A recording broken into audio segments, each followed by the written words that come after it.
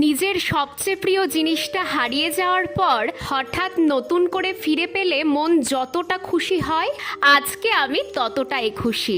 এটা দেখো। আচ্ছা, এখানে কতগুলো ফুল ফুটেছে কেউ গুনে শেষ করতে পারবে? এটা হয়তো আমার কষ্টের ফুল। কেন বলছি শোনো তাহলে। এই গাছটা আমি লাগাইনি জানো তো, আর এই টবটাও আমি ছাদের এক কোণে ফেলে রেখেছিলাম, কারণ আমার লাগানো প্রথম গোলাপ চারাটা আমি এই টবেই বসিয়েছিলাম। ও ছিল আমার সবচেয়ে প্রিয়।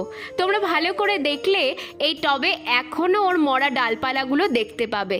অনেক ফুল দেওয়ার পর আগের বছর গরমে ও মারা যায়। খুব কষ্ট পেয়েছিলাম জানো তো, তাই ওর স্মৃতিটুকুই রেখে দিয়েছিলাম। হঠাৎ এই বর্ষায় দেখছি একটা পুর্তলিকা জন্মালো একা একাই, আর আজকে তার এমন রূপ। জানো তো, একটা কথা আমি খুব বিশ্বাস করি, আমি ওদের একটু ভালোবাসা দিলেই ওরা আমায় এক আকাশ ভালোবাসা দেবে।